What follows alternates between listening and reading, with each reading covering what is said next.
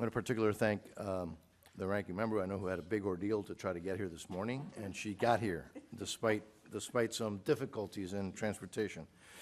Let me start by welcoming all of you to our hearing today to assess the President's Emergency Plan for AIDS Relief, something that we all commonly refer to as PEPFAR. So let me first introduce our distinguished witnesses. Ambassador Mark Dybel is a professor in the Department of Medicine at Georgetown University Medical Center, where he serves as Chief Strategy Officer of the Center for Global Health Practice and Impact. He is also chair of the board of Purpose Africa. Thank you for being here. Ambassador Dybel played a key role, a lead role in the founding of PEPFAR, of the program, during the Bush administration, and served as the executive director of the Global Fund to Fight AIDS, Tuberculosis, and Malaria. Ms. Catherine Connor is the Vice President of Public Policy and Advocacy at the Elizabeth Glaser Pediatric AIDS Foundation, and has been with the organization for over 17 years. I am thrilled and honored to have both of you here. You both have a wealth of experience on this topic, and we are grateful for your testimony this morning. Again, thank you both for being here. I have long been a supporter of PEPFAR. Since it was launched in 2003, the program has saved over 26 million lives and prevented 7.8 million babies from being born with HIV. Those numbers are frankly remarkable. It's an incredible feat. Over 20 million people are now on life-saving treatment, and over 70 million people received testing services in more than 50 countries. The PEPFAR program, through the generosity, the extreme generosity of the American people, really saved a generation of individuals. Much of the success, both in terms of impact and the decades of trust and continued support from Congress, is due to the unmatched level of accountability and transparency that President Bush and you, Ambassador, demanded from the very start and obtained from the very start. Excuse me. This is especially important for us, for appropriators. The data-driven approach that PEPFAR uses to justify budget allocations and the detailed reports that this committee receives clearly outline results achieved through the annual funding. Now, unfortunately, under the previous administration, the Biden administration, the PEPFAR program was not immune from misguided campaign to push controversial ideologies using taxpayer dollars. You've all heard me say this before. I warned in every hearing, in every markup, and frankly, in every engagement, that using funds to promote radical or partisan agendas will cost support for the program. And for all programs that I and many other Republicans have historically supported.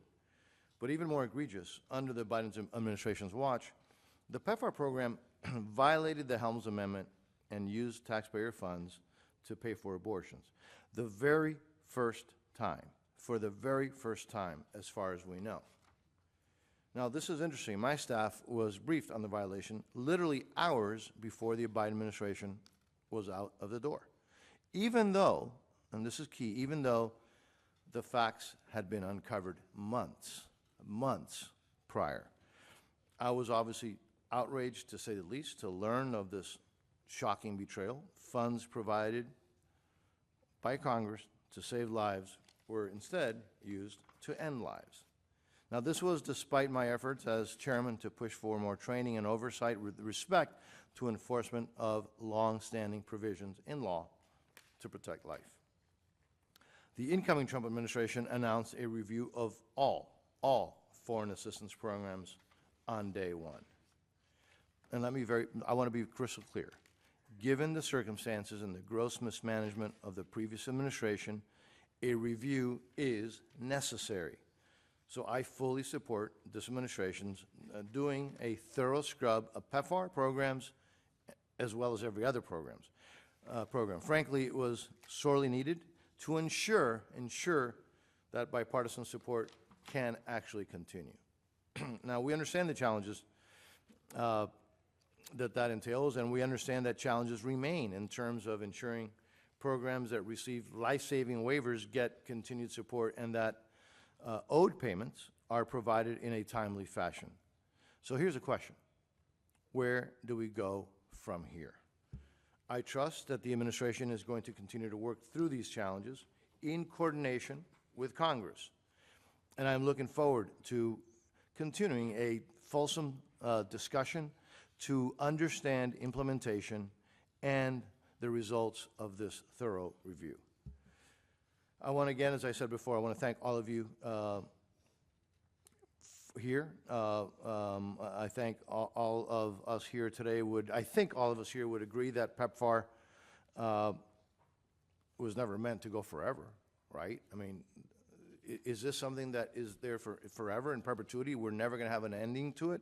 You know, these are things that need to be talked about, and we need to make decisions. And financially, we cannot continue spending at current rates for years to come. We all know that. Countries need to step up their own financial commitments and maintain a laser focus on achieving epidemic control. However, as we demand additional burden sharing and look to wind down, we also cannot afford to lose progress gained and create a bigger, more expensive problem for the future. I believe that a failure to maintain HIV patients on antiretroviral means the likelihood of increased drug resistance and potentially threatens achieving control, epidemic control. With new innovations coming online, notably American-made innovations, I believe that there are new opportunities to accelerate progress. As this committee begins the important work of crafting the fiscal year 2026 appropriation bill, this hearing will play an important role in shaping the recommendations ahead for us, for those of us putting these bills together. So I look forward to hearing from our witnesses about the successes, the challenges, and opportunities as we think about the future of the PEPFAR program. It is my assessment that PEPFAR has, and if implemented correctly, will continue to make America safer, stronger, and more prosperous. Again, I want to thank the witnesses for being here today. I will now turn to my Florida friend and colleague, my dear friend and colleague, the ranking member of the subcommittee, Ranking Member Frankel. You're recognized. Thanks so much, and thank you to both our witnesses for being here. I'm sorry you've been shocked. You were shocked. Just let me tell you. All right. I know that. I know that. He knows. Yes, I do. Listen, this is going to be, this may be one meeting we're going to almost agree. Almost. Almost. Almost. For us, that's pretty good. But listen, just again, thank you for joining us today to discuss the future of PEPFAR, one of the most effective and most bipartisan global health achievements in American history. And I'll repeat a little bit only because we all get, I guess we all have to hear ourselves talking. What can I say? Since its launch under President George Bush, I'm going to give him credit. In 2003, PEPFAR has saved more than 26 million lives, supported HIV testing for over 71 million people, prevented 5.5 million babies from being born with HIV, and provided care to 7 million orphans and vulnerable children. It's trained over 330,000 healthcare workers and built a health systems that serve more than 50 countries across Asia, developing countries, across Africa, developing countries in Asia, Latin America, and the Caribbean. And I want to say something. I don't know if you remember this. We served in the state legislature together. But my first assignment, maybe you weren't there yet, my first assignment, I was made the chair of an HIV/AIDS task force. And that was in the late 80s, early 90s. And I just remember, because I spent so much time, it was and it still is obviously a horrible disease where people wasted away, most got infections, lung infections, and it was a death sentence. Without any question, it was a death sentence. Until, many years later, finally we do have a way with a cure, or not a cure, but to put it in remission, and people can actually live normal lives. But, it's not just about the numbers. This is about communities that went from despair to survival, and then opportunity. It's a kind of soft power that makes the world safer and makes America stronger and more prosperous. Before PEPFAR, HIV/AIDS was wiping out entire generations across African countries and developing countries, and it decimated economies. It shattered families, created instability that threatened global security. But PEPFAR turned the tide. It showed the world what America can do when we lead with compassion, science, and smart investment. And to my chair, I agree with you of this. Every administration has a right and a duty to evaluate government programs. But what we've seen from the Trump administration, and this makes me very sad, especially with this program, is a reckless, dangerous sledgehammer approach that puts lives at risk and throws global partnerships into chaos. That's our diversion today. And from what we have heard, many PEPFAR programs have halted midstream. Waivers may be well-intended, but they're not working. We've heard that. Staff has been left unpaid. We heard that. Medicines are not reaching those who need it. And health systems that rely on consistent support are now scrambling in confusion.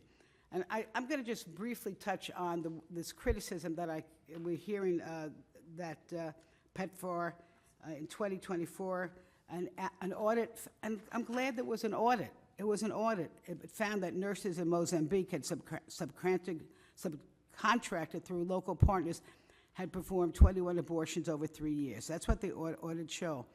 And even though abortion is legal in Mozambique, the U.S. law, we know, prohibits the use of foreign aid for abortion services.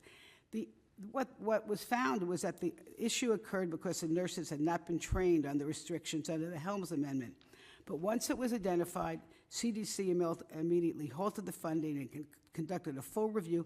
It was $4,000. They collected $4,000 in salaries from the Mozambique government. It was an isolated incident and promptly addressed through improved training and accountability. And I have to emphasize, this represents a tiny, tiny fraction of the PEPFAR's $6.5 billion annual budget. And listen, nobody is perfect. Nobody, all right? I think they admitted the mistake. They repaid. Let's move forward. But PEPFAR is not just a public health story. It builds resilient societies, keeps children in schools, it strengthens local economies. It reduces the risk of extremist recruitment because people are in a stable situation. It builds trust in America. Boy, do we need that. And I'll say it again, it makes our country stronger, safer, more prosperous. And what we do through PEPFAR has a direct impact on the health and safety of American people. The stronger the health systems are in other countries, the better we are all prepared to detect, detain, and respond to outbreaks. We're in this together. So now we're at a crossroads, and I hope this is where I think we are going to work very, very hard to find consensus, because if we allow PEPFAR to be splintered, this cost will not just be measured in dollars, it'll be measured in lives lost. Health systems weaken, trading partners diminish, society is destabilized, and trust in the United States eroded in the world. So today, I'm going to join you.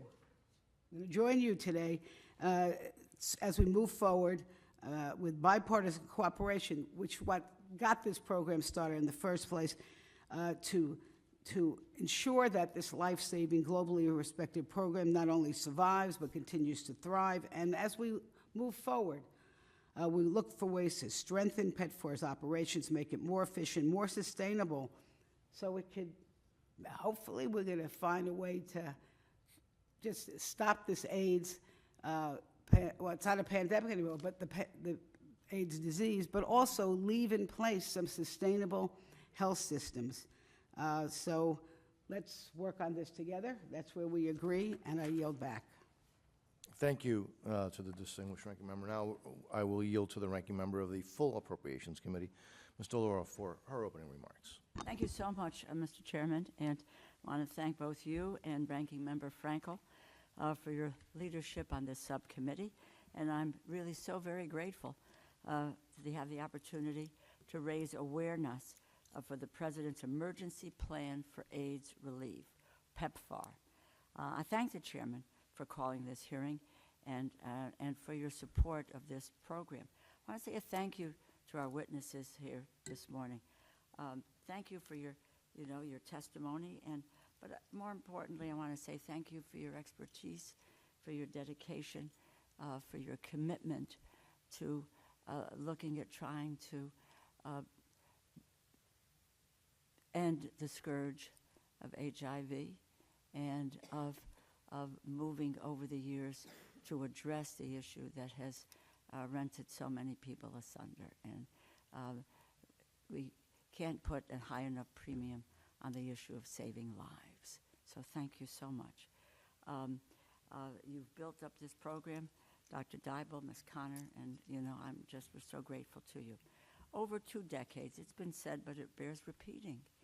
PEPFAR has saved 26 million lives around the world. Think about it. 26 million is roughly the population of the chairman's home state of Florida. The 26 million people saved by PEPFAR are mothers, fathers, sons, daughters, teachers, nurses, farmers. And instead of facing death and despair, they are raising families, they're building their communities, and helping their home countries grow and to be able to develop. HIV/AIDS is not the death sentence it was just decades ago, and HIV prevention efforts are effective. Do not take it from me. The State Department's website says, and I quote, PEPFAR's life-saving work is enabled through the U.S. government's unwavering commitment to the program and the American people's compassion and generosity, as PEPFAR ensures every U.S. taxpayer dollar is optimally focused for impact, end quote. It was PEPFAR's platform that was utilized to help countries respond to COVID, and which is being used today to fight tuberculosis and more. Through Democratic and Republican administrations and Democratic and Republican Congresses, PEPFAR has held widespread bipartisan support. But PEPFAR is in dire straits. In working to abolish foreign assistance, Elon Musk and President Trump froze funding for PEPFAR, halting testing and treatment for HIV/AIDS patients around the world. And after funding abruptly stopped, the State Department determined that portions of the PEPFAR program met the criteria for, quote, life-saving and could be restarted. But PEPFAR is not fully functioning. Funding is not flowing. Medicine is not being distributed to those who need it. Among many short-sighted and ill-informed actions, this funding freeze was made under the guise of eliminating waste, fraud, and abuse. I'm all for finding and eliminating waste, fraud, and abuse, something Inspectors General Richardson and Martin at State and USAID respectively were tasked with doing before they were illegally purged in the dead of night. But millions of lives are not a waste. In fact, Musk and President Trump have created even more waste and made government less efficient. While portions of the PEPFAR program were allowed to continue, the key implementing partner agencies, USAID and CDC, are being destroyed, obstructing the path for resources to reach recipients. Public health abroad affects public health at home. Economic stagnation abroad affects our economy here in the United States, and when people are needlessly getting sick and dying overseas, it means weaker partners, diplomatically, militarily, and economically for Americans. For 20 years, we have invested in this program that saves lives, but that also strengthens our diplomatic relationships. But overnight, this administration has allowed decades of work to backslide and undermined our nation's greatest public health diplomacy effort. This does not put America first. When we retreat from the world diplomatically and through our assistance to vulnerable people, America will be alone. We will be without allies in a less stable world, without the support of the international community. And you know who will come out ahead? China, Russia, Iran. This chaos does not make America stronger, safer, or more prosperous. This administration is putting billionaire profits and our adversaries first. Americans and sick and vulnerable people around the world will be much worse off for it. This subcommittee, the full Appropriations Committee, and the Congress must commit to reasserting its power of the purse. Article 1 of the Constitution plainly states that government spending must and can be only a consequence of appropriations in law. We are not writing directives here, we are writing laws. I am hopeful that we will come together and fully fund PEPFAR and its implementing partners. We cannot let the fate of PEPFAR or any other critical program funded through acts of Congress rest on the whims of Elon Musk and Russ Vought. They must follow the law. Thank you, and I yield back. Thank you very much. Ambassador, your full written statement will be placed in the record. Please feel free to summarize your testimony. Thank you for being here. Now you are recognized. Mr. Chairman, Ranking Member Frankel, Ranking Member DeLauro, and distinguished members of the subcommittee. First of all, please accept my deep thanks for your bipartisan support of PEPFAR and the Global Fund to fight AIDS, TB, and malaria, despite decreases in your envelope over time. Your investments on behalf of the American people have made the country safer, stronger, and more prosperous. The details of the results have been provided and are in the written statement, so I'll forego them. But I think it is worth noting that PEPFAR has been called, and I think rightly so, the most successful global health program in history and the best policy decision of any president in 3 generations. However, as the chair mentioned, PEPFAR and the Global Fund cannot and should not be forever. And I'd like to focus on that for the time I have remaining. The capacity that's been built provides a foundation for fully country-led and owned programs, and also provides a foundation for detecting and responding to outbreaks before they become pandemics.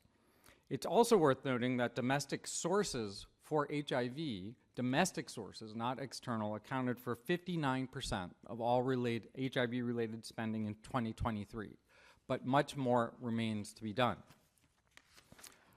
There has been substantial work to prepare for transitions, which is what we should be working towards, transitions from external funding to local funding and implementation. But now is the time to execute a comprehensive plan with clear, annual, transparent benchmarks, including, starting this year, reductions and redirections on funding. Countries are in different stages on their journey to self-reliance. In my view, there are a number of countries who could rapidly have full transitions, rapidly. There are 3 to 4 dozen additional countries, many with very large PEPFAR and Global Fund allocations, who could successfully transition within a few years, including annual resources reductions during that time. Others will take longer, some much longer, but they can and should begin now. PEPFAR and the Global Fund must function as a team because we have resources in both, and they both function in most countries. Working with heads of state, ministries of finance, health, economic planning, as well as sub-national entities such as governors and counties where appropriate, to develop formal transition compacts with clear timelines. It is essential that the faith and community-based organizations fully engage. They are likely to bear the brunt of rapid reductions because many governments do not have mechanisms to fund faith and community-based organizations, but those mechanisms can be built over time. The strong data systems that have been developed and that have been mentioned have to remain active to help countries maximize impact. They are used to identify how to have greatest impact, and for visibility into externally financed programs to ensure that vital services don't fall through the cracks. And again, those are most likely to be faith and community-based organizations. Those systems are also indispensable for your ongoing oversight and the administration's ongoing oversight of the program. The private sector must be at the table from the outset. Too often we pay lip service to private sector engagement. There are opportunities for American investors and companies to reap rewards now, and for Asian, African, and Latin American investors and companies to grow their economies to create markets for our goods and services. And in fact, PEPFAR has proven that it increases the gross domestic product of countries in which it operates. There are also, as the chair mentioned, new technologies, American-derived technologies, and American companies that are producing products that could help us end the AIDS epidemic that would be important to provide not only in this country but globally. I can assure you there are partners from every sector, some of whom are already moving to work to develop and execute successful transitions in the countries in which we operate. While it's important that every country transition from external funding for HIV and health services, it is equally important that they transition to become stronger economic, diplomatic, and national security partners of the United States for the long term. When I was U.S. Global AIDS Coordinator, I was fortunate to visit Axum, Ethiopia, believed to be the birthplace of Christianity in Africa. At dawn, when the mist is over the town, it looked as it might have centuries ago, with local people and donkey-drawn wagons, spires of churches peeking through the haze, bells ringing to call all to prayers and to market. I visited the town clinic. The director of that clinic also was an elder and leader in the community. I was cranky that morning, and he kept referring to PEPFAR. I asked him what PEPFAR meant. His answer knocked me over. PEPFAR means the American people care about us. PEPFAR means the American people care about us. As this committee knows too well, the United States is locked in a global struggle to still be seen as a beacon on the hill. While we must lead, we must have allies, including in Africa, where democracy is threatened. We have lost ground as the #1 trading partner, and the opportunity for the future is so vast. Clearly, PEPFAR and the Global Fund alone are not sufficient. But after nearly a quarter century of supporting Africans at all levels, the wisdom of the words from Axum ring clearer than ever. People around the world know what we stand for when we stand with them. The choice is clear. Do we have a well-planned, structured, successful transition that helps make America safer, stronger, and more prosperous? Or do we retreat too quickly and chaotically, squandering some of America's greatest achievements, risking the lives of millions in the near term, a resurgence of drug-resistant virus and losing control of the pandemic over time, and ceding the field to competitors and adversaries? The choice is ours to make. Thank you for your time, and I look forward to your questions. Thank you, Ambassador. Ms. Connor, your full written statement will be in the record, and obviously feel free to summarize your testimony. You have the floor. Thank you, Chairman. Good morning, Chairman Boyart, Ranking Member Frankel, Ranking Member DeLauro, and members of the subcommittee. Thank you for the opportunity to speak with you today in support of PEPFAR and the local and global partners that make this life-saving program possible. My name is Catherine Connor. I'm the Vice President of Public Policy and Advocacy at the Elizabeth Glaser Pediatric AIDS Foundation, or EGPAF. At EGPAF, we're on the front lines of the fight to end AIDS and HIV. Our organization focuses on research, advocacy, and helping governments and communities respond to this ongoing health crisis. I'm deeply honored to be part of this mission-driven work, and I'm incredibly proud of PEPFAR's transformative role in driving us closer to an AIDS-free generation. Today, I'm asking you not only to protect funding needed to control the AIDS epidemic, but urging you to be an active champion for PEPFAR's future. The success of this program and the lives it continues to touch depends on your leadership. Our organization began out of a mother's love and heartbreak. Elizabeth Glaser lost her daughter, Ariel, to AIDS and was fighting to save her son, Jake. She turned her grief into action and founded EGPAF to push for treatments and research to give children with HIV a chance at life. In the late 1990s, our board committed to taking that mission global. EGPAF believed that what worked for pregnant women and children here in the United States could work for women and children everywhere. And then PEPFAR was created. PEPFAR allowed us to scale up our work in ways we could not imagine. Over the last 22 years, EGPAF has partnered with PEPFAR on HIV service delivery in more than 20 countries. We've worked alongside communities and governments to make sure families get the services they need not just to survive, but thrive. Last year alone, EGPAF helped test over 4.5 million people, including 750,000 pregnant women. We supported treatment for 1.2 million people. We worked closely with PEPFAR, local governments, and other partners to keep evolving, to share innovations, and build the best models of care. Thanks to U.S. leadership through PEPFAR and the Global Fund, millions of infections in children have been averted, Since 2000, new HIV infections in children are down by 75%, and AIDS-related deaths in children have dropped by 43% just since 2015. But progress is fragile, and right now it's at serious risk. Today, nearly half of all children living with HIV still do not have access to treatment, and without intervention, peak mortality occurs between 8 to 12 weeks of life.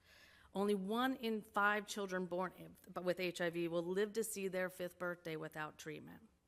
Today, I'm deeply concerned. The future of PEPFAR is uncertain, and that uncertainty is already causing devastating harm.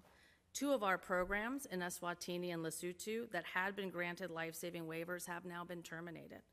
Together, those programs were supporting around 200,000 people on HIV treatment, including thousands of pregnant women and children. These programs did everything from bringing medicines closer to the communities, supporting HIV testing counselors, training and mentoring nurses, providing cervical cancer screenings, and offering specialized support for pregnant and breastfeeding women and children. National governments are stepping up where they can, but frankly, the emerging programmatic gaps are extensive and threaten to overwhelm health systems unprepared for such abrupt funding shifts. In many of these communities, people are scared. They're facing an unknown future, unsure whether their treatment and care that they depend on today will still be there for them tomorrow. What makes this especially heartbreaking is that Lesotho and Eswatini are success stories, leaders in ending HIV as a public health threat. Now it feels like the rug's been pulled out from under them. Across EGPAF-supported programs, we are seeing troubling trends. Up to 50% of our sites are facing serious service disruptions, from viral load testing to early infant diagnosis, from CD4 counts to TB screening. Pediatric ARV stocks are dangerously low, and a significant amount of programming for orphans and vulnerable children has been cut. And these aren't just numbers, these are essential services. And when they break down, it directly affects whether people, especially children, live or die. PEPFAR's strength comes from a collaborative structure that emphasizes results, technical expertise, and strategic partnerships. This is also at risk.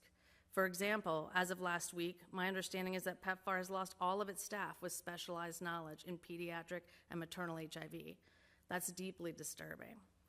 This program started because Democrats and Republicans came together to save lives. Since then, as noted by the chair, it's saved over 26 million of them. But its impact goes beyond HIV. The U.S. is safer and stronger, more prosperous because PEPFAR has helped countries manage outbreaks like Ebola and Marburg and reduce drug-resistant TB. It strengthened public health systems, bolstered emerging economies, and improved how the U.S. is seen around the world. So we need that bipartisan leadership again. I ask you today to be an active participant in PEPFAR's future through the appropriations process, because now is not the time to step back. Thank you, and I look forward to your questions. Thank you very much. Let me start with a couple questions. I'm going to be pretty flexible on the time, but I'd ask everybody, as always, to try to keep an eye on the clock. We know the statistics. They are, frankly, very impressive. I'm not going to repeat those, but we've heard from you all, and all of us know that. And this subcommittee, on both sides of the aisle, has supported PEPFAR for many, many years. But as I mentioned in my opening statement, I think we all need to agree that we have to look at what are the next steps. Are we going to fund this forever, in perpetuity? Is there going to be no ending? How can we hand these programs back to the countries and to the private sector and other donors, if necessary? And while we talk about, and I think rightfully so, the really impressive accomplishments, historic accomplishments, let me mention the price tag for that investment. So far, it's about $110 billion since 2003. That's a heck of a lot of money. Even for federal standards, that's a lot of money. And we all have talked about, and you heard it again this morning, about, well, how this also helps us with partnerships around the world, and it helps countries, be closer to us. But I think the American taxpayer looks at, for example, South Africa. Let me just throw one example out there. This is a country that obviously, we have a strong presence. PEPFAR has a strong presence. But look what the government is doing. They're doing joint naval exercises with Russia. They're prosecuting Israel at the International Court of Justice, and a number of other actions that are working against U.S. national security interests. So I think it's fair to ask, these questions, which is, is it working? Can we do better? And again, as I mentioned before, for how long? That's not being heartless or callous. That is standing up for the American taxpayer, and I would argue for the national security interests of the United States as well. So I'll start with you, Mr. Ambassador.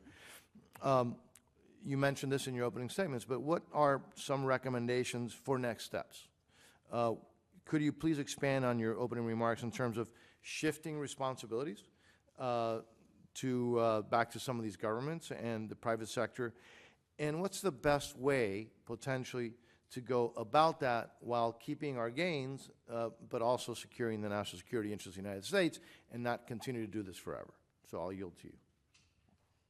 Thank you, Mr. Chairman. And I actually fully agree with all of your comments. And as I mentioned in my open statement, and I'm really focused on it, it is very possible to begin a transition process. And South Africa is one of them. I mean, South Africa actually probably within a year or 18 months with planning could fully transition without losing any lives, but also bringing our private sector in.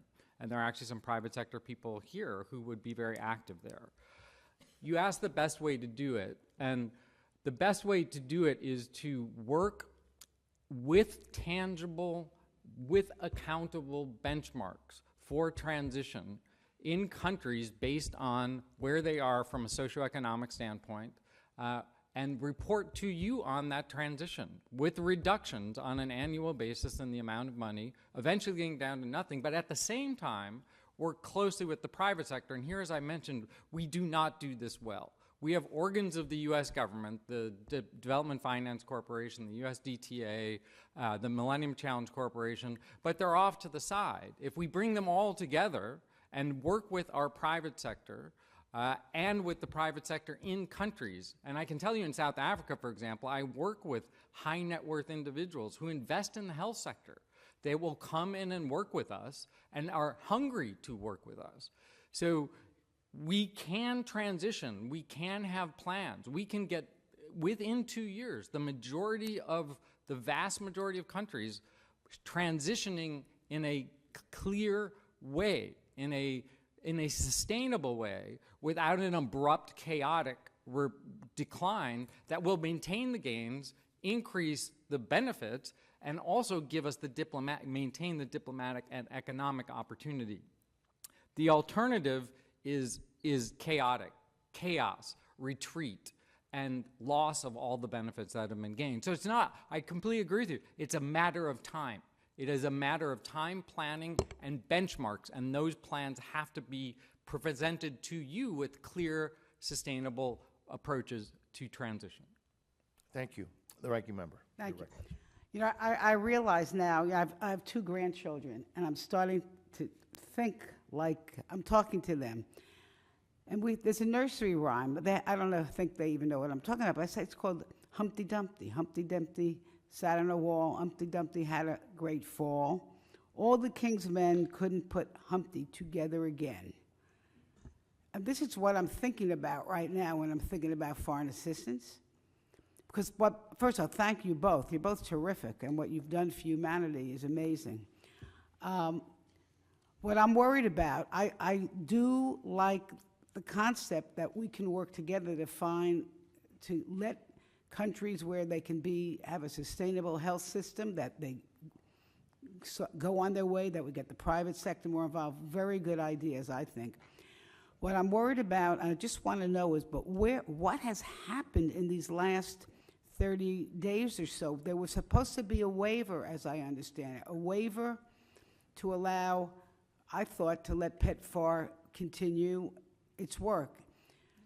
And I know nobody likes to criticize this administration. Well, not nobody, me, I like to, but could you just tell me factually, what's happened on the ground in terms of, are these... Are you talking to me? I'll just say what's on and what's off. Yeah, what's on and what's off. Because we've heard people haven't been paid, that some of the programs are shut down, that people were fired, they're not implementing. Can you just tell us where we are? Because, as I said, I'm worried that it's going to be so cracked up sledgehammer it up that we're not going to be able to go forward like you're suggesting? Who wants to answer that? You both? Okay. Happy to do so, Ranking Member. And I can speak to our experience with it. I do think this has been a challenging period of time. Most of us who work in the HIV community, and as we've talked about, every administration comes in with its own priorities and wants to review the program, and that was expected. I think the way that the review has been handled has been sort of challenging on the implementation side. It did start, obviously, with the stop work orders for all of foreign assistance, and that included PEPFAR at the time.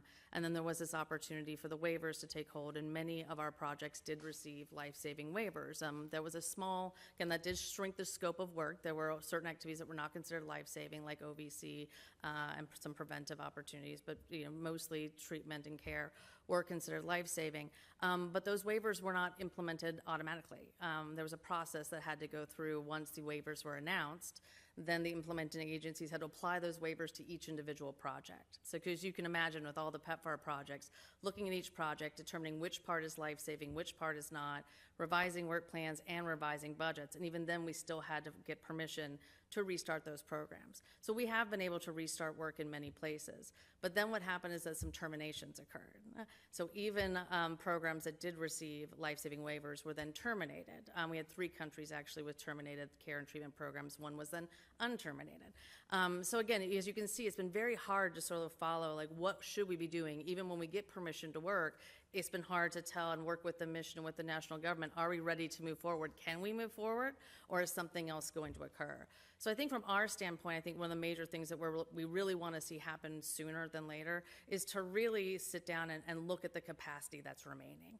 Is that once we get through this review period, what projects are standing, where can we continue work, and also all that work interconnects. I had a colleague tell me yesterday, she's like, the problem is by looking at all these projects individually, you miss the interconnectivity. So a project like ours, where we're working with pregnant women, we're able to get them tested, we're able to get them on ARVs, we help them through labor and delivery, but then the infant test happens, and that test has to be transported to a central lab to be processed. And that's where the transportation, the organization was doing that transportation is no longer there. And so that link in the chain, other parts of the chain are working, but once leak falls apart, it all starts to fall apart. And so I think until we get a sense of where that capacity is, where is the country able to fill gaps, where do we need to course correct after we look at what's happening in the field, I think we'll be able to move forward from there. All right, well, that was very diplomatic of you. Thank you for your good work.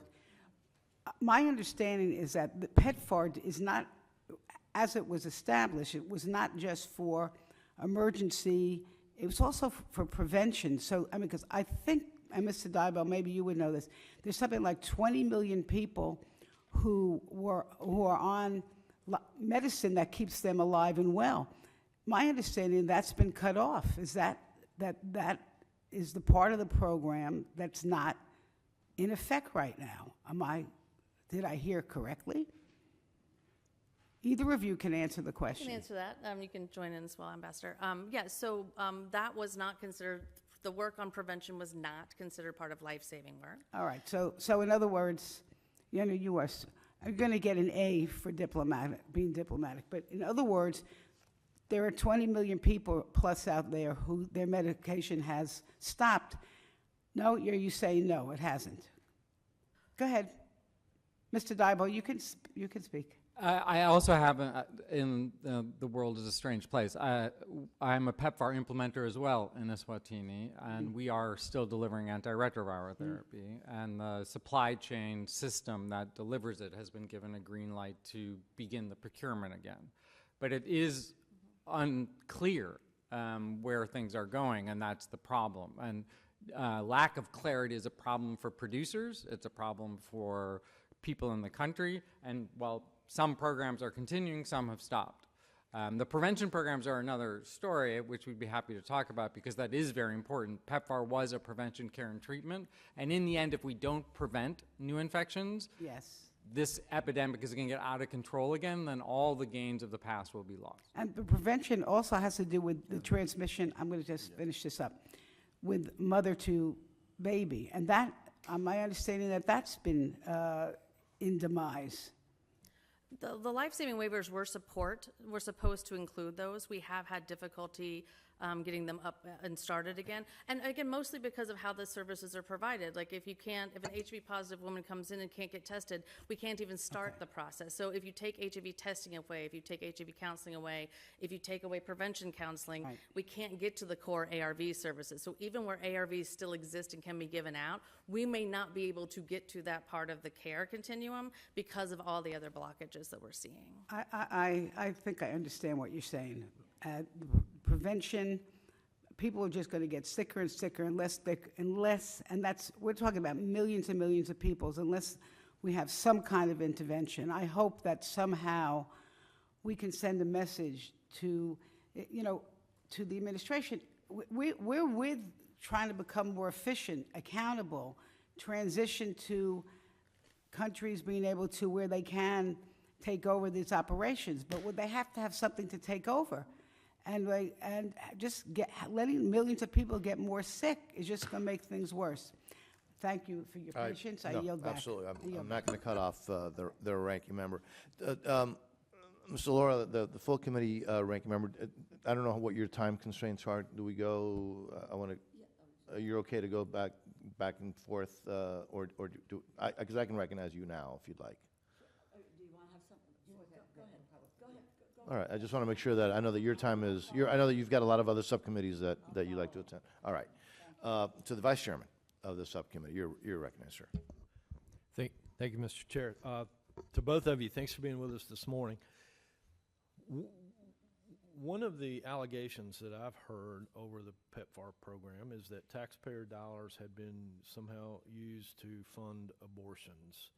And I can't help but think, how can this committee appropriate funds for such a worthy cause, it appears, and yet those funds be so egregiously misused? How does that happen, and how does this committee ensure that with any other decision that we make, the funds are actually used for the sole purpose that they're intended?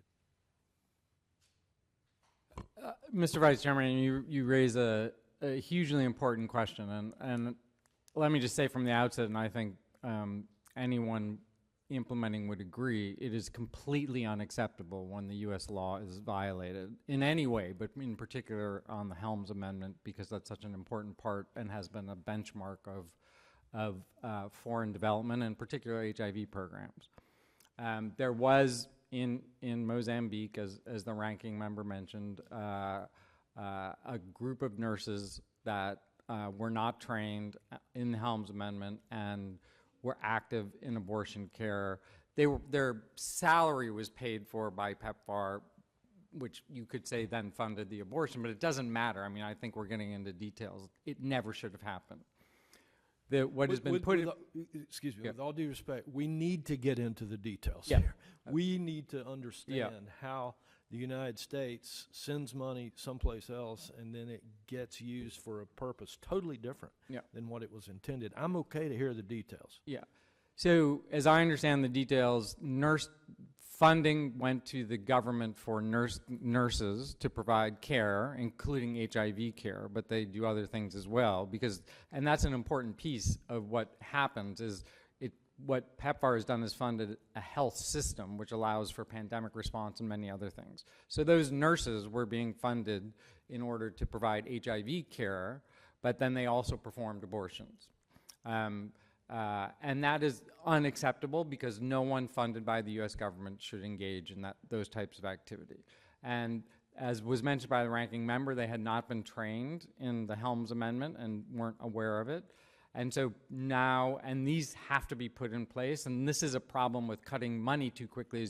It's difficult to have oversight then, especially if you don't have the systems to do it, is training of everyone who receives any money from the U.S. government in the Helms Amendment and in the U.S. government policies and practices so that they understand what they are, that they actually sign and attest to that they are aware of those policies and practices, and that, very importantly, that there be reviews, systematic reviews, and as the ranking member mentioned, this did happen, but it didn't happen until after, that there be regular reviews and everyone be aware that those reviews are happening to deter any action against Right, the law. that is helpful.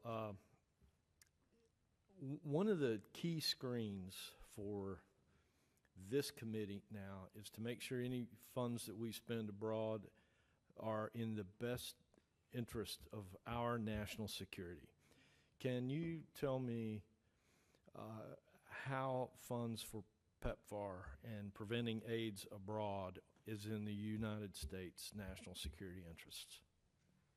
Perhaps I can speak to that as a former ambassador and level of Assistant Secretary of State. I can tell you, let me give you an example. When I first went to Namibia, I met with the president. This was early in the days of PEPFAR.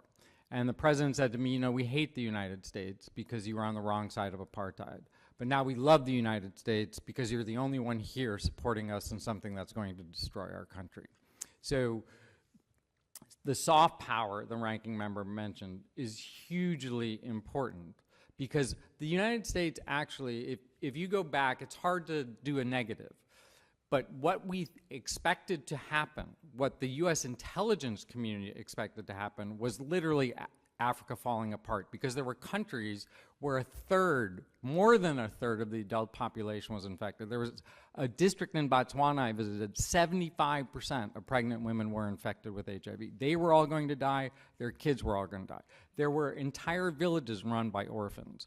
The African continent could not put a peacekeeping force together because their soldiers were all infected with HIV. And because HIV hits people in their reproductive age and productive age, it was factory workers and machine workers. Ford Motor Company in South Africa was among the first providing antiretroviral therapy because it was going to destroy their ability to produce cars. So on a diplomatic front, on a stability front, and on a soft power front, it is in our interest. The other way it's in our interest, and this has been shown, is Africa is the fastest growing. By the 2030s, Africa will have more people than India or China. And it is a young population. It is also among the fastest growing economies in the world. And it is the economy of the future. Virtually everyone predicts that. The CEO of Walmart told me that. Africa is our trading partner for the future. It's where we will make money, where our companies can make money and invest. There's a company sitting right behind us that produces new technologies that could end the AIDS epidemic. So on a diplomatic dividend front, on a future economic growth and development front, and economic opportunity, and on a national security front, both on the diplomatic and economic and stability side, this is in our national interest, which is why we did it. The first time the UN Security Council held a meeting on an infectious disease was HIV for all the reasons I mentioned. What was averted, a negative's hard to measure. This is in our national security. I can also be very clear, because I spend a lot of time in Africa, we are losing ground rapidly because of recent events and because of the fact that China and Russia are all over Africa right now. All over Africa. And we have lost our status as the #1 trading partner in Africa. And there are a lot of resources and minerals and that future economic opportunity. And if we cede that field to our adversaries, it will not be a pretty picture because it's a big part of the world. Thank you. Thank you. Ranking member of the full committee, thank you. Thank you very, very much. And thank you, Ambassador Dybel, for really answering the question about national security.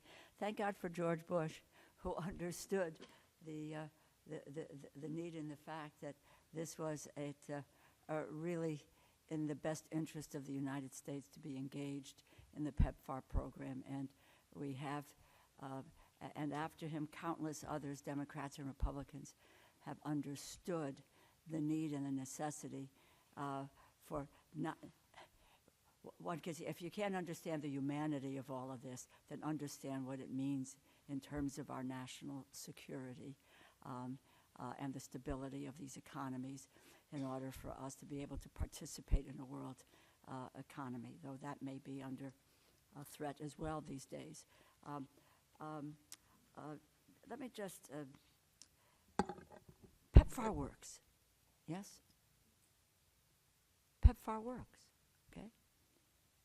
20 years, you have one incident, not pushing it under the rug, but you've talked about it, you explained it. The other issue is here, it's my understanding, that these nurses were not trained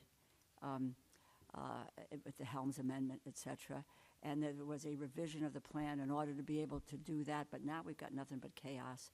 So whether or not people are being trained or not trained, et cetera, it's up for grabs. I think I want to ask my question, but I also want to just say this. I believe we're looking at a pattern here, because the domestic HIV programs are under attack. I spent a lot of years on the Appropriations Committee with the domestic HIV a program with the epidemic of trying to rid us of that, and very close to doing it, except the money has been snatched back. So this is part of a pattern, which I quite frankly don't understand how it comes out in terms of the mission of saving lives, yes, and of dealing with U.S. national security. As of September 2024, PEPFAR was supporting the antiretroviral therapy ART for more than 20 million people in 55 countries, that including 566 children living with HIV. As a result, the use of ART led to 95%, 89% of children being virally suppressed. As a result of the funding cuts, UNAID has warned that this will lead to more than 6 million excess deaths and an additional 2,000 new HIV infections each day, or 730,000 a year over the next 4 years. ART suppresses the viral load to a level that makes HIV undetectable, prevents transmission. What is happening and will happen to more than the 20 million if they have to stop using ART? What do you expect to happen to transmission rates? I'll jump in here. Thank you, Ranking Member. I appreciate your comments, and I think it bears repeating that I think in some ways our progress has masked the root of the problem, which is that HIV is an uncurable, infectious, and fatal disease. And because we've done such a good job in trying to control it, we forget the devastation that it can bring. And I think both the subcommittee members as well as Ambassador Dybel have done a good job talking about that. And the disruptions we are seeing have the potential to see some resurgence. You mentioned all the people that are on treatment. Right now, the ARV stocks are low. There was a really good market analysis done by CHI that really looked at the supplies that are coming in. And right now, there may be no ARV stockouts, but our own organization has looked, and there's not a single country we work in that has more than 2 to 3 months supplies of pediatric ARVs right now. And children that experience treatment disruption die much faster than adults who have treatment disruption. So I do think we can expect to see increased mortality, increased infection rates, and a lot of despair if things aren't corrected. And just a couple of other things here. So if the administration fails to continue investing in a comprehensive program, do we then figure that we have squandered the billions we have provided over the last 20 years? Have we thrown that money away, given what you have just said about what happens for the future? Just an adjunct question to this, if I might. I find that PEPFAR works with other agencies. You were looking at USAID, CDC, and that in essence helps to make it work, right? So now, if you're focused on maybe not investing in PEPFAR, and then you are decimating or dismantling USAID, and you are decimating CDC at the moment, which we are watching in real time here, how does that all play into what your mission is, and again, the squandering of billions of dollars. As I say, if you can't get people on the humanity of it, think about the money that we have spent here. You know, I choose humanity, but also efficiency. But let's talk about efficiency and the use of dollars and what those dollars have created, and what happens when these agencies that you rely on crash and burn, and where do you go from there? And I'm going to ask you to try to get, it's an important question, but try to get to it concisely. That was a question, Mr. Chairman, and I'm sorry for the... And it's an interesting compliment to what Ambassador Dybel was talking about planning and looking at capacities and how we transition work. You know, right now, we've talked a lot already in this hearing about the disruptions we've seen at the country level. We've talked a lot about where countries can lean in and do more, where private sector can do more. But we're not just disrupting the technical capacity that's in the field. We are disrupting the technical capacity at PEPFAR and the ability for these agencies and PEPFAR leadership to create a strategy, to make a plan. You know, again, I keep focusing on the area of my organization. You know, we've heard over and over again from the Trump administration officials that they want the focus of PEPFAR to be on eliminating mother-to-child transmission of HIV.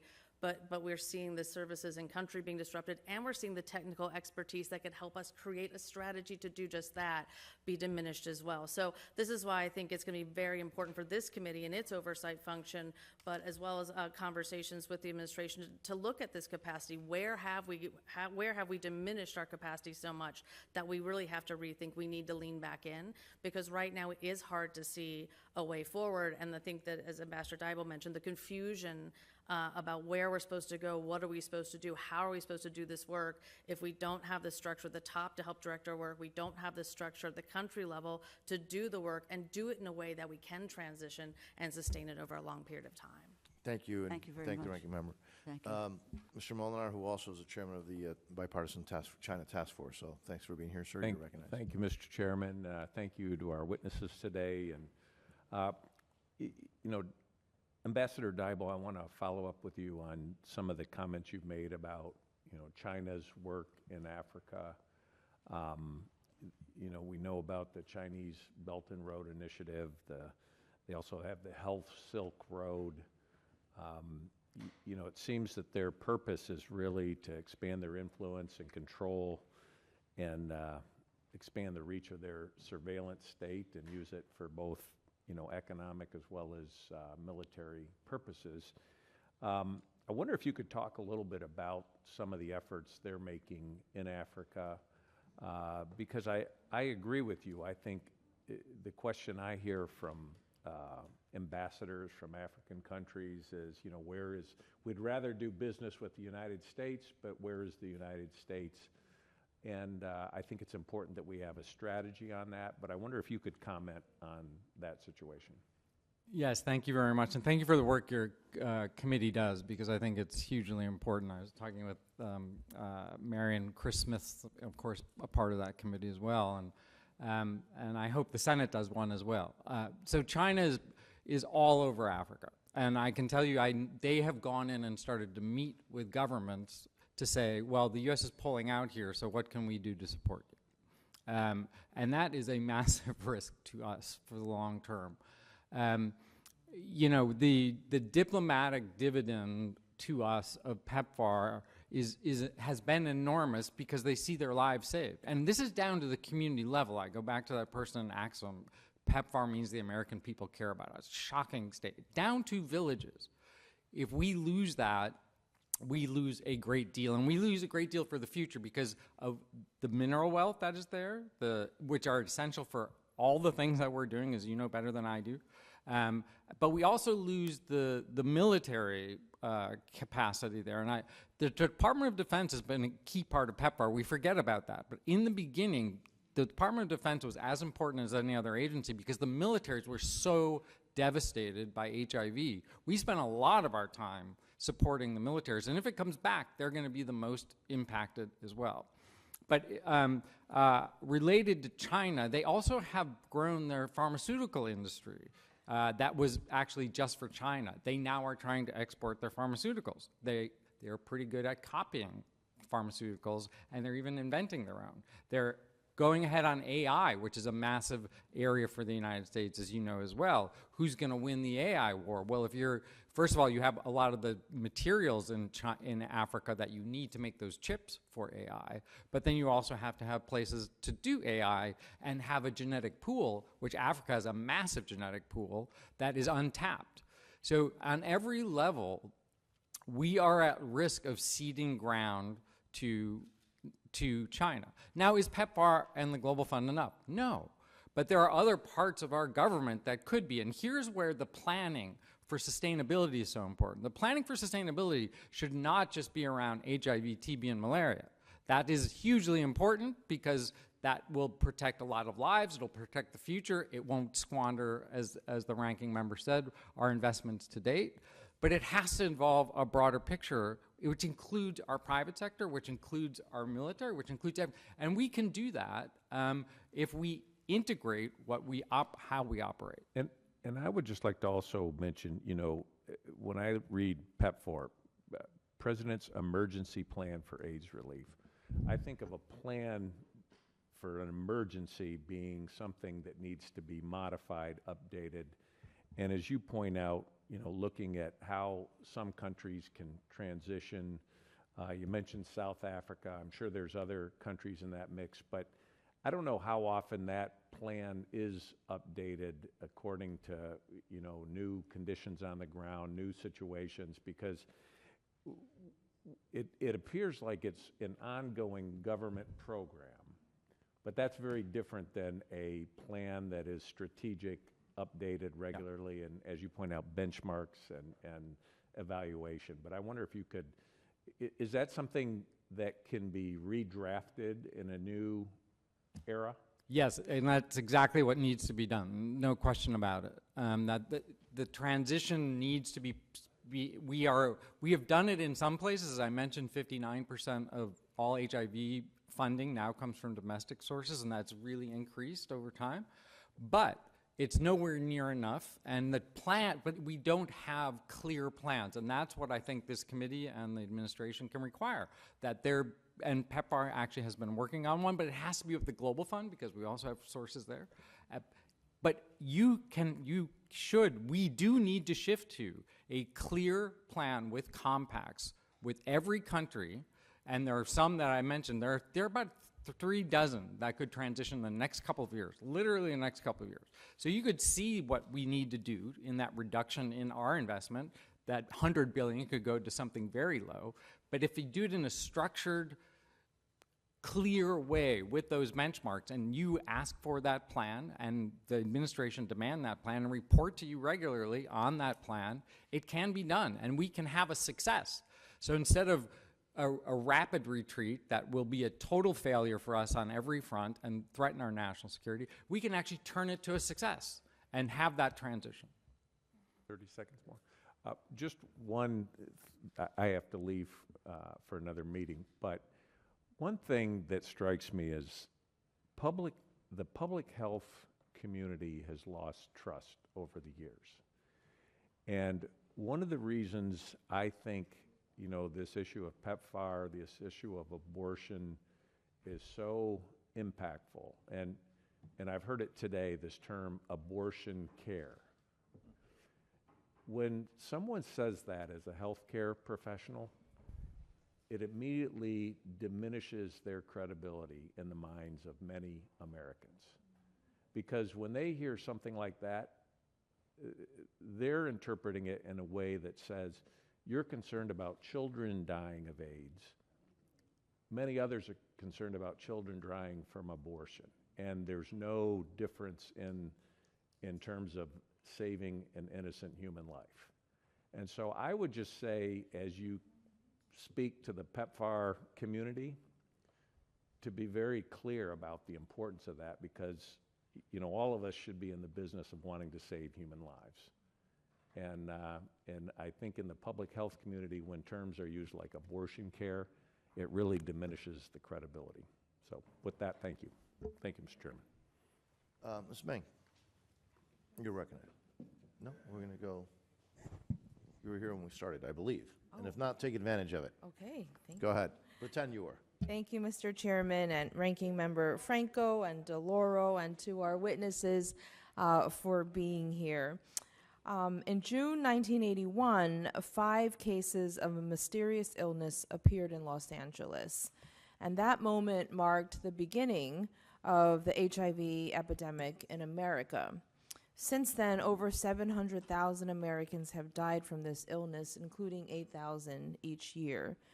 But HIV/AIDS didn't start here, but we knew that protecting Americans and addressing the AIDS epidemic meant fighting the disease globally, and that's why PEPFAR is important.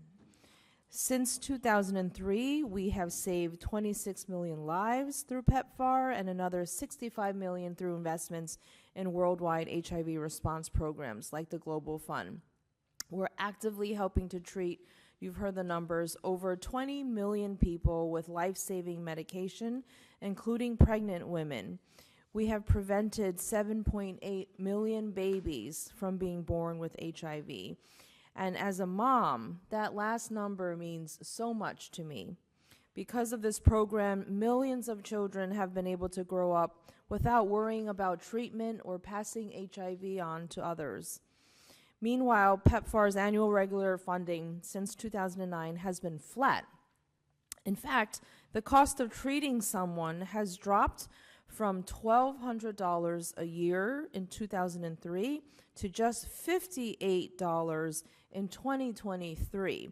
And that sounds pretty efficient to me, Mr. Chairman.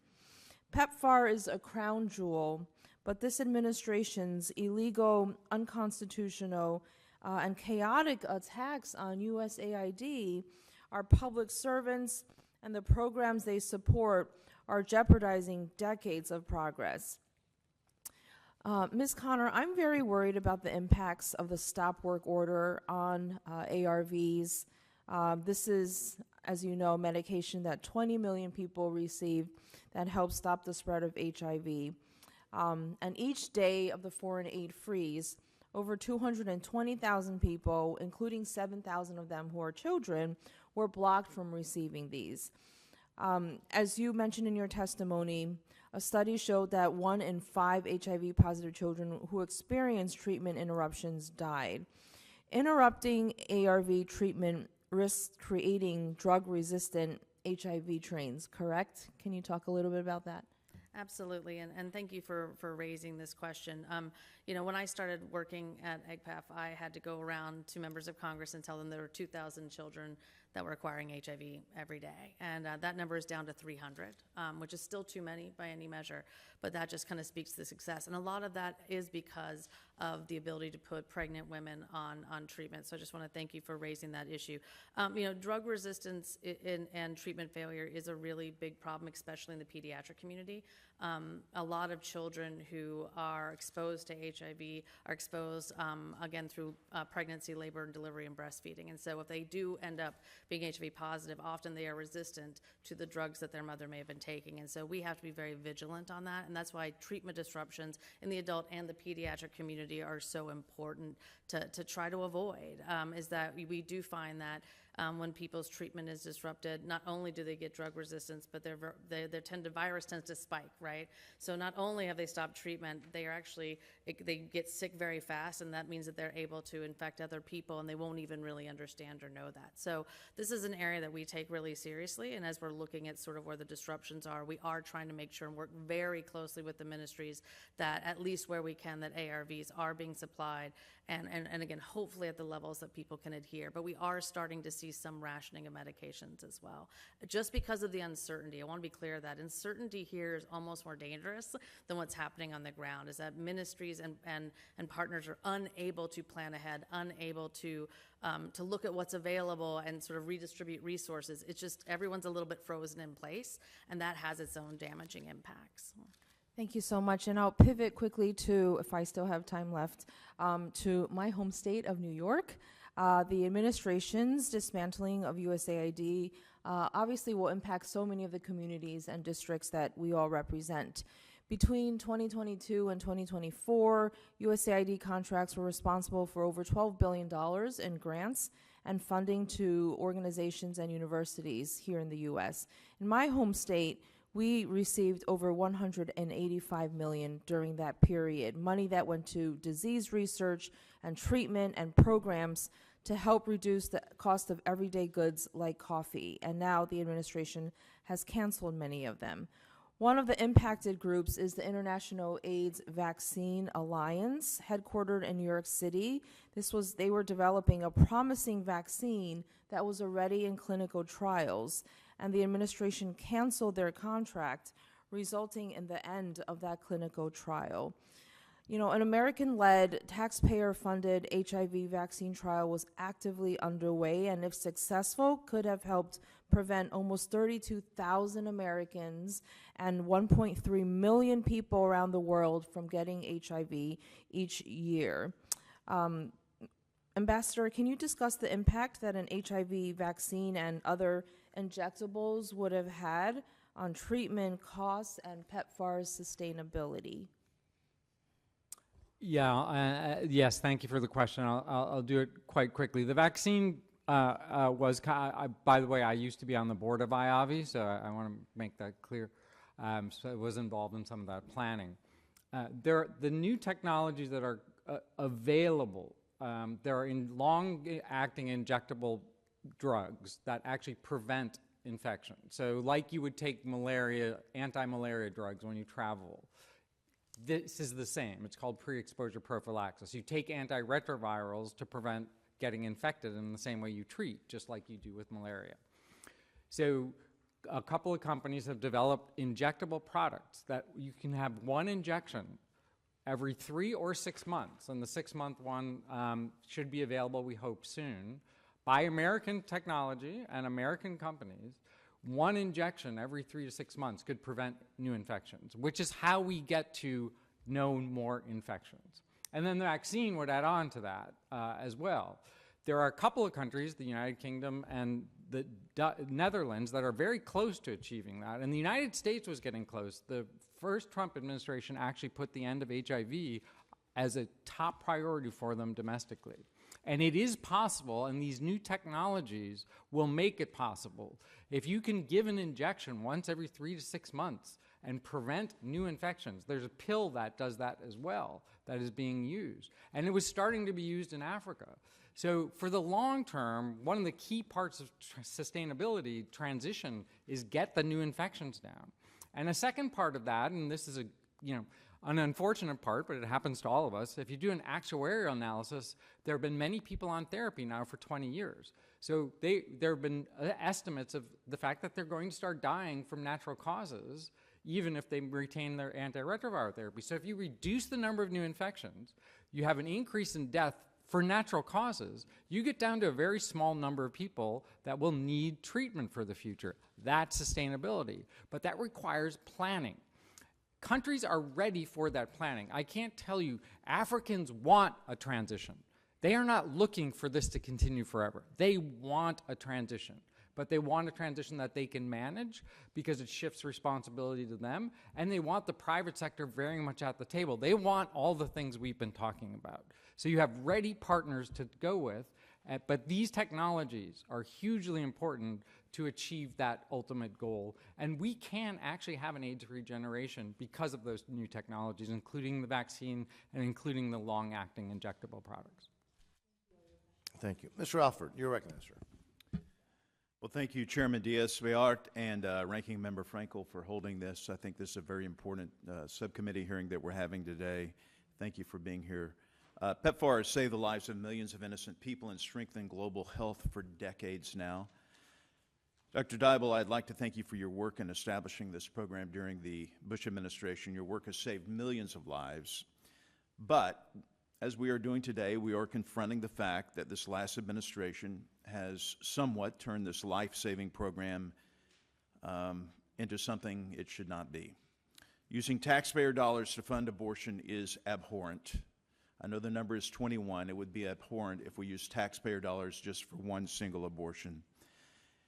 And I know you've spelled out how this happened with the nurses in Mozambique and the money that was returned that was supposedly used for this, that was used for this. I want to focus on how we prevent that from happening again. So, Ambassador, First off, does the use of taxpayer funds for abortions, what does that do to the public trust in this program? Certainly for a lot of Americans, that would undermine the trust in the program, and that's something that needs to be rebuilt. And there's no question about the need to rebuild that. And any violation of any law of the United States is something the American people should be concerned about. If we move forward with funding for PEPFAR, what guarantees can you make that American taxpayer dollars will never be spent in this program again for another abortion? It's hard for me to guarantee that because I'm no longer in the administration. However, what can be done, as often happens with other violations of law, are a couple of the things that I mentioned. One is the training, so that everyone is aware of what the law is, which unfortunately these nurses were not. Secondly is to require them to actually sign attestations that they are aware of that. And third is to do regular reviews, which is the most powerful thing you can do. But you need people and money for that. So there are a few countries, not many, but there are a few countries that have legalized abortion where PEPFAR operates. That's where you really need to do your focus on those pieces, and you need to go out to the field, and you need to do program reviews. And you need to do them regularly, but you also need to do them randomly, because that will make people aware that if they're caught, there's going to be a penalty and a cost. So those are the tools that can be and must be used to ensure that this does not happen again. Let's talk about the transition plan. Ms. Connors, are you in agreement that this should have a transition to private entities, faith-based organizations in other countries? I think we view this as a really strong opportunity to start the sustainability and transition process. I think that Ambassador Dywell and I may disagree on the pace of that. Obviously we work at the project level. We have a lot of experience with transitioning projects to local ownership, to governments over time. On average, it takes us a 4 to 5 year period of time to really walk through, identify what we're going to transition, how we're going to transition. I have 2 minutes left. So you're in agreement it should be transition. It's just a time difference that you have with the ambassador. And the planning process. The well-planned part of it is very important. Ambassador, what is your time frame for a transition? It's difficult for me to have a time frame because I'm not operating, but I do work very closely with many African leaders. They want to work to transition as quickly as possible. And I do think 5 years, 10 years? Some countries we can start the reductions now. It's not as if you do fund completely and then you just transition. It's a constant reduction. What guarantee do you have that if we transition out, that China won't transition in, filling in the void that we leave behind? Well, the thing is, if you do the transitions right, there is no void left for them to fill, because you would transition to local organizations, government, non-government, faith, community-based organizations doing the work. And we've seen this happen. We know it can happen. We already have 60% of domestic resources going to fund the programs. The issue is timing and planning, and it's going to be country specific. So there are some countries that have relatively large resources. For example, I've talked with the people in South Africa. They could transition probably in a year or less, but they need to know where to put the money. There are other countries in similar position. There are Nigeria, Tanzania, Kenya, Namibia, Botswana, countries that actually have decent incomes, but they would, the risk is that if we go too quickly, that void will be there. If we plan with them, bring in the private sector to invest as well, it's a gain for all of us. There will be no void, and we will be the heroes. We will have successful transition versus failed transition. It's the failed transitions that will lead to that void and opportunity. Thank you. I yield back. Ms. Torres, thank you for your patience, and you are recognized. Thank you, Chairman. Thank you for holding this meeting with such an important organization. But I have to say that I am extremely disappointed that we are continuing to hold briefings here in the U.S. Capitol where people have no access unless they are escorted by a staff member while conducting a tour of the Capitol. You know, so much has happened. Where is the transparency and accountability? Trump has completely destroyed our American brand. He and Elon Musk are isolating us, and you know it, Mr. Chairman, it will not end well. In just 11 weeks, members, 11 weeks in office, Trump has taken $11 trillion out of our economy. Yet here we are, talking about a $4,000 expenditure, illegal expenditure that was paid back.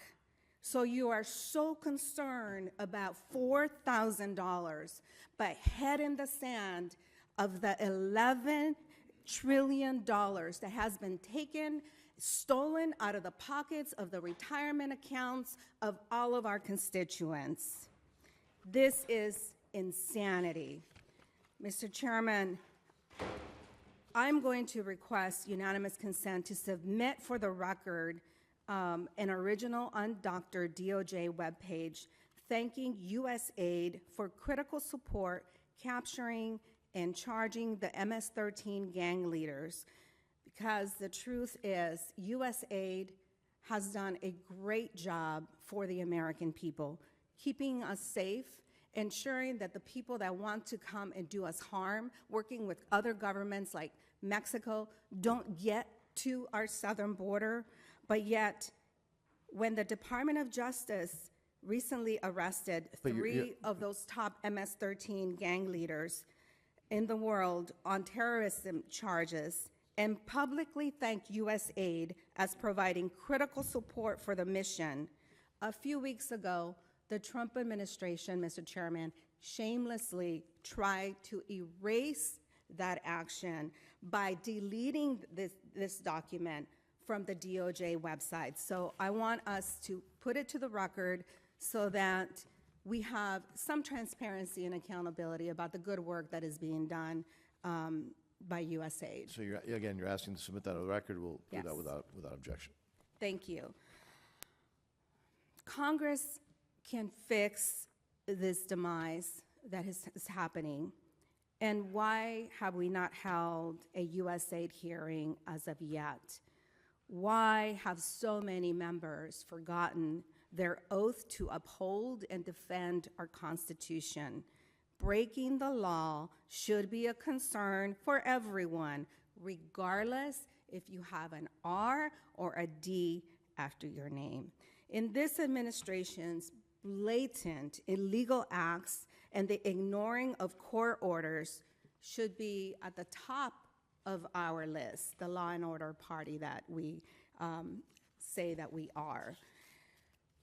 So here we are, Ms. Connor. PEPFAR is another example of successful programs that help both America and the world that are now under attack. And it is estimated that over 30,000 adult deaths and over 3,000 child deaths have occurred that are associated with this administration's foreign aid funding freeze and discontinuation of the PEPFAR programs. Can you tell us, as an HIV practitioner for many years, can you share with the committee what your assessment is of the orphans and vulnerable children programs and what it means for children now that these programs have been completely shut down? Thank you for that question. You know, I think part of the PEPFAR program has always included the desire to make sure that children grow up in stable and safe homes, free of exploitation and violence. And that's been since the beginning of the epidemic, as Ambassador Dybel mentioned, when there was a real crisis. That still continues today. And in fact, what OVC really does is it really strengthens the community and the caregivers around a child so that they can thrive. We see this a lot in our work. You know, we are largely a clinical organization, but we rely on our OVC partners and OVC programming to supplement what we can't do in that clinical setting. There was one of our community health workers recently told us about a story is that he was sitting with a recently diagnosed 5-year-old girl. She was diagnosed HIV positive and TB positive. So gravely ill 5-year-old from a poor family. Mother doesn't have money, father doesn't have money.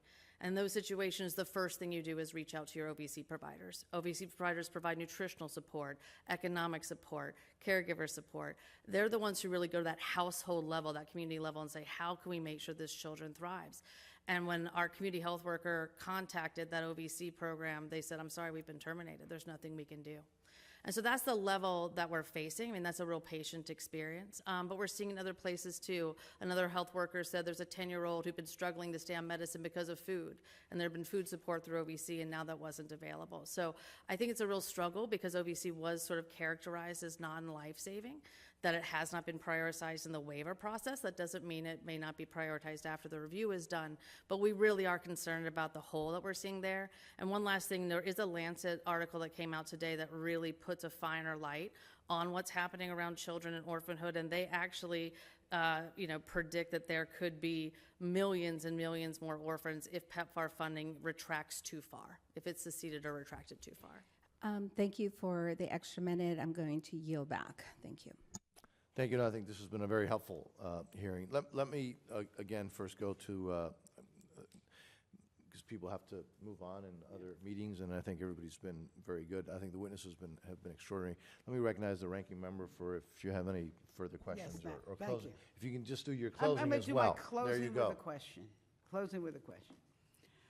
First of all, I want to thank our witnesses again. You are so, obviously, so competent and professional. It's just been an absolute pleasure to have you here today. And I want to thank Mr. Chair for bringing this hearing and bringing these witnesses. Exceptional.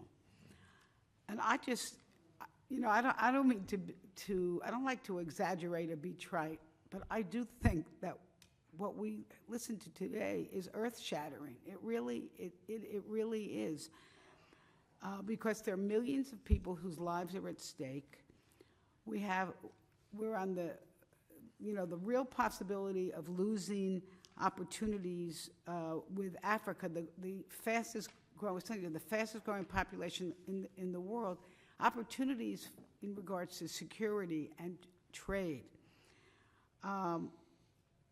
But we also heard that we are on the brink of finding a way to keep people from ever having their HIV come back with a simple injection every few months. That's just absolutely amazing. But here's what you both said. I think, and that's why I want to end with before I end with the question, I have to take one more pot shot, okay? Go. Just one more. He understands me well. Listen, I just want to say this. A violation of the Helms Amendment, which affected 21 patients, I'm not going to minimize your shock. I wouldn't bring smelling salts with me in the future, but it's not an excuse to put 20 million lives in jeopardy right now. It's not an excuse. We're going to move on, and we're going to try to do this the right way. But I think what both of you have said, as I've heard you, is this, and you can correct me. Let's not shatter, let's not lose what we have had with PEPFAR. Let's find a way to transition to where other health systems in other countries can take over, where this can be a sustainable program, which will mean really the United States, being our taxpayers, to be able to use their money in different ways. But maybe what we're going to be in other ways to stop other calamities. This is my last question that I want to make sure that I could, from both of you. Do you both agree that it is very important that we do not let Humpty Dumpty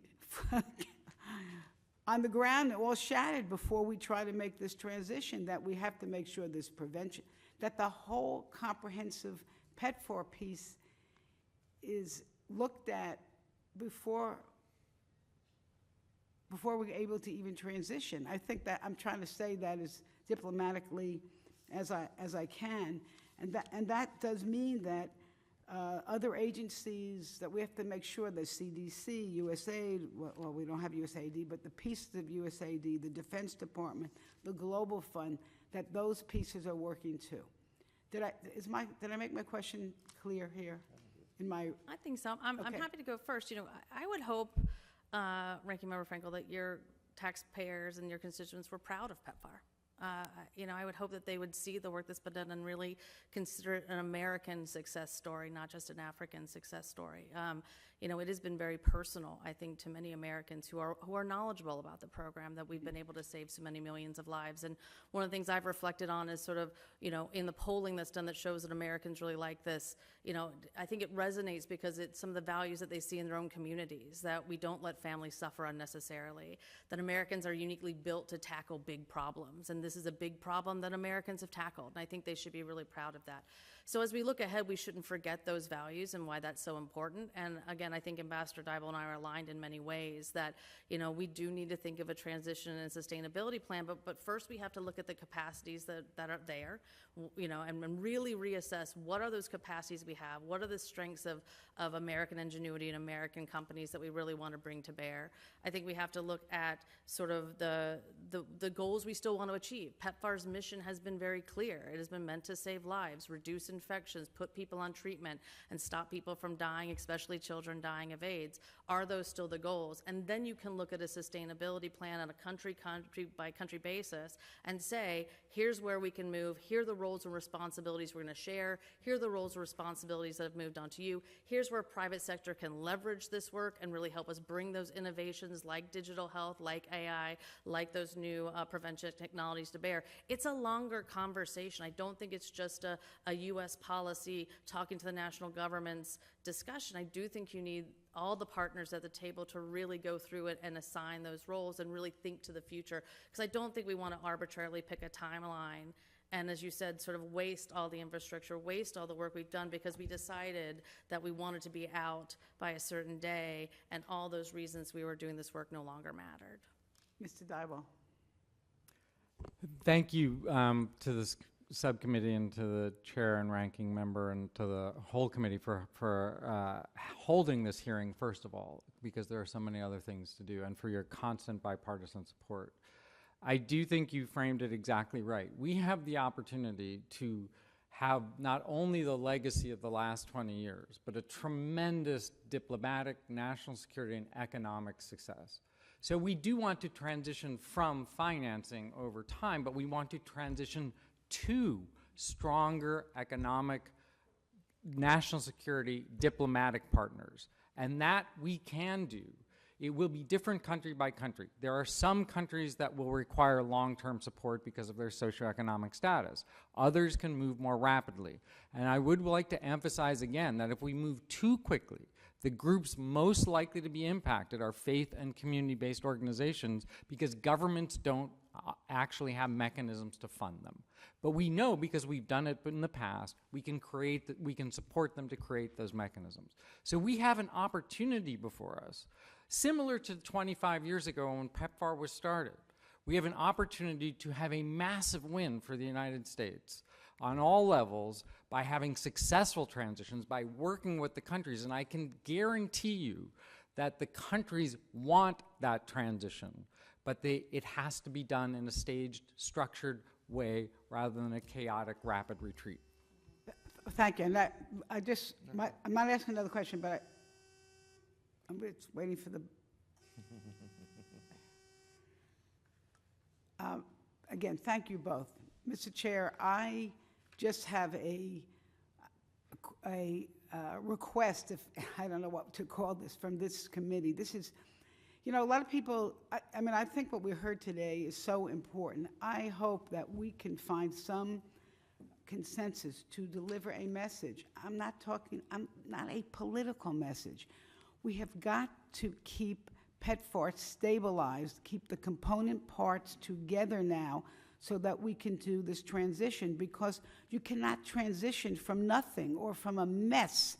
It'll cost a lot more money. So I hope that we can find some way to deliver this message that I think I've gotten from these two witnesses today in a very non-political way, and then move towards the transition that we've heard about. And with that, I yield back. Thank you very much. Let me again thank both of you. I think this was very helpful. It's amazing what you can get done when we actually have folks who understand what they're doing and who understand the subject matter, and without the, you know, I'm not, because I love activism, but it's nice to be able to do this in a forum where we've been able to talk about it. So it's clear we have a lot of work to do as we put the fiscal year 26 bill together, and I think we've heard some great recommendations and some great ideas today.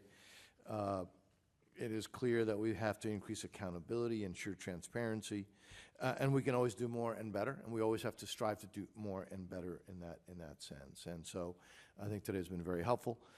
With that, Ambassador Diebel and Ms. Connor, thank you again for your time. One thing that we never get back, right, is our time. And so with that, this concludes today's hearing. The Subcommittee on National Security, Department of State, and related programs stands adjourned. Thank you.